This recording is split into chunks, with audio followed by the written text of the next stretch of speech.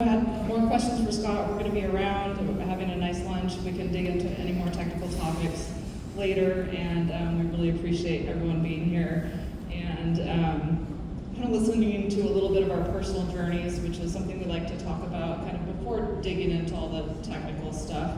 So I'm Heather Hoff, and I run an environmental nonprofit called Mothers for Nuclear. And our mission statement is building a global community of support for clean energy. I want more clean energy. We obviously have a focus on nuclear, and I'll tell you more about why that is.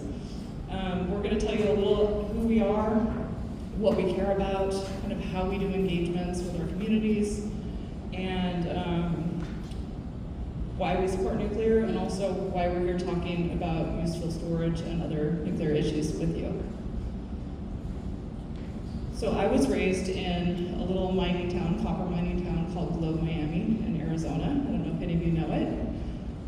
Actually at top of the world, with very little resources. I had a wood burning stove, no air conditioning in the desert, it was pretty hot, a composting toilet, a water well that didn't produce much, so kind of primitive way of life. And I also am a little bit of a pessimist in terms of our future, and was at least. It's a little mixed now. And thought we should save the planet by using less, conserving,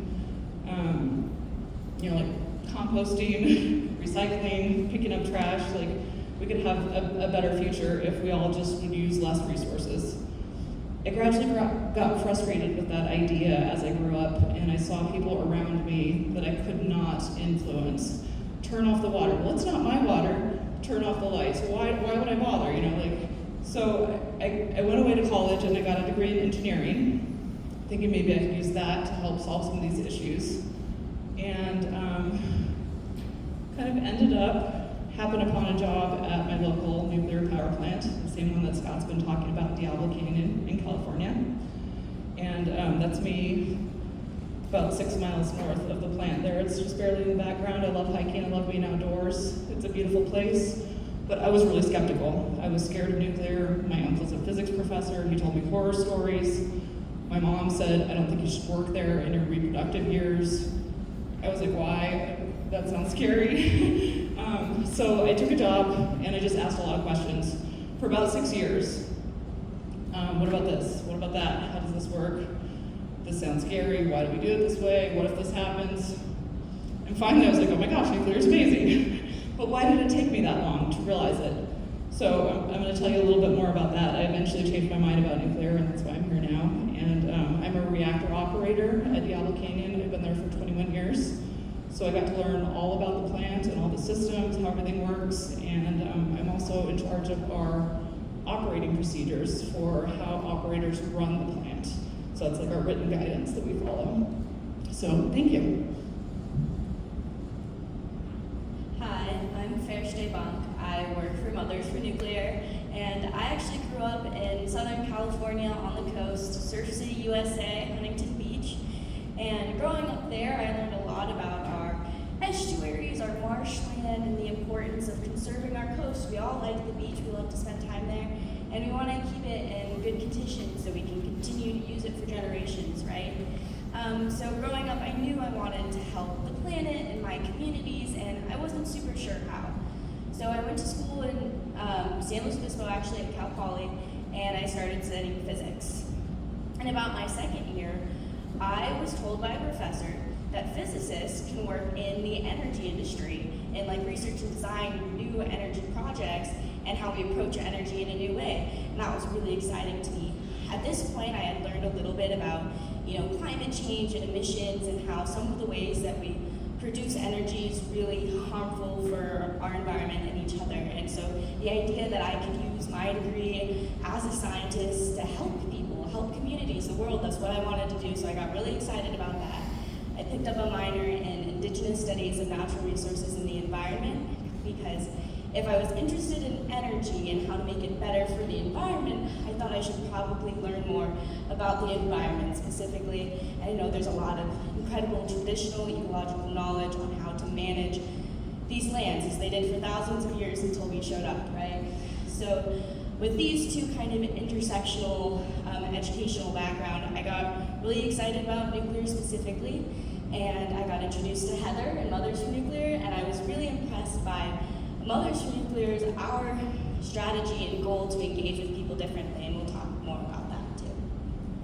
So what do we care about as an organization at Mothers for Nuclear? So this first photo on your left is the world at night. As you can see, there's still large areas that are dark, and those dark areas don't have the same kind of access to electricity that we have in this building right now to have this presentation. I'm sure some of you might know people in more rural areas that don't have the same kind of access to electricity that we do in the bigger cities. And energy access is really important for people's way of life, for medication, refrigeration, air conditioning, and extreme weather. It's really important for us to survive and be well and communicate with each other. But as we've said a little bit already, energy production can have some trade-offs. In the middle, we have some pictures about pollution. It's not a problem that's been solved. I grew up in Southern California by LA, and it's still a huge problem there. So we do have emissions from energy production, and that's something that we should address. We care about human health and the environment. Another thing, carbon-specific methane emissions do cause climate change too, which, we have more extreme weather events, which harms communities where those are happening, and then of course, the environment itself again. So those are two big things that we're looking at, the environment and the people living in that environment. So what do we do? How can we make progress keeping these things in mind? So any way that we produce electricity, we have a lot of options. We've had a lot of innovation over the years, so older processes like fossil fuels have gotten cheaper and in some ways safer, but each option really still has a lot of trade-offs. So each individual, each community is really gonna have to decide what benefits, what needs they have for energy, and what risks or trade-offs they're willing to take for that option in specific. Yeah, and speaking of risks and trade-offs, I work in nuclear energy production. Scott talked about this a little bit. We also have to think about the front end and mining. And as I mentioned, I grew up in Glow, Miami. It's a copper mining town, so that's my hometown in the middle there. And as we decide how to take these resources from our planet, we have all kinds of considerations to balance. Do we mine lithium for batteries, for storage, to go with solar? Do we mine copper? Copper's used in all of our energy technologies, uranium, rare earths. We have a lot of impacts that go along with how we get energy from our planet. So we have to think about that. So for me, why nuclear? Again, it took a while, but this is my power plant where I work. And Scott's power plant too. He says it's his, not mine. I've been there for 21 years, and this one plant makes 10% of California's electricity. California is the 5th largest economy in the world. And as I drove to work every day, up the access road, it's like a nature preserve out there. And then it's like this huge industrial facility. So there's some strange juxtaposition there, but it's really overall a pretty small plant with a pretty huge output. So I began to appreciate why nuclear is a really important tool in our clean energy mix. Low life cycle carbon, zero emissions when operating. As you see, we don't have any smokestacks or cooling towers or anything. High energy density. Dr. Hayes is going to talk about that a lot later. It means overall low environmental impacts, less mining to get uranium because it's so powerful. It's available 24/7, and as Lisa talked about earlier, it makes up a huge portion of our energy already, which is great. So why did I start Mothers for Nuclear? Exactly that thing that I said of, it took me forever to realize how great it was. Why? I think our industry is not really great about talking about the benefits of nuclear. We've been kind of flying under the radar for a lot of years, trying not to attract attention. There's a lot of negative media and public perception and culture that goes with nuclear. And we've had a lack of trusted messengers. So that's me on the left, out by our main transformer yard, and that's co-founder Kristen doing a concrete inspection at Diablo Canyon. But there's not a whole lot of women that work at Diablo Canyon. It's typically mostly men, and we're also not encouraged a whole lot to speak out about what we do.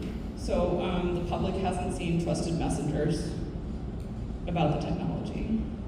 This is what you guys have seen, right? When we did the, like, what do you think of when you think of nuclear, or when you hear the word nuclear? Yellow barrels, the China syndrome, Simpsons, a whole lot of scary stuff that we're trying to manage.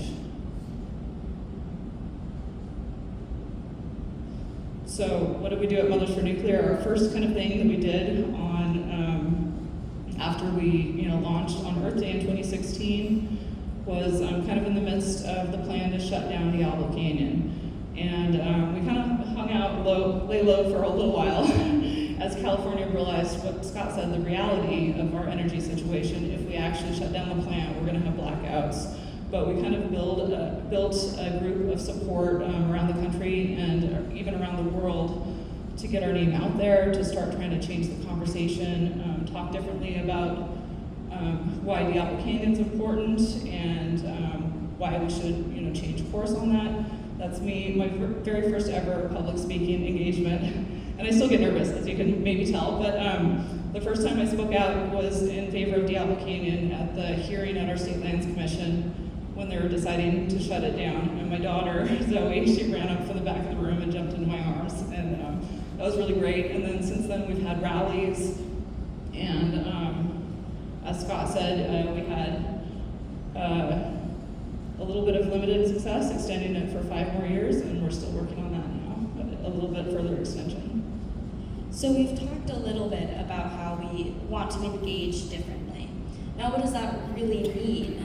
So Mothers for Nuclear in the name is really telling of what our strategy is. We want to engage like a mother would, and that's with a listening ear, with an open heart, with compassion and empathy.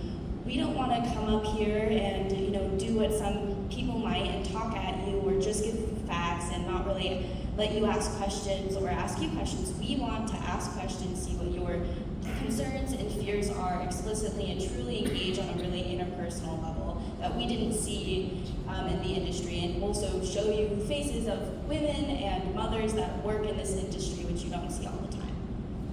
So what do we do in these engagements? Where do we go? In that top left corner, that's me. Heather's also there engaging with some high school and college students in Denver, talking about nuclear energy in general. Middle right is Heather and our co-founder Kristen touring a school in Japan in a nuclear interest area.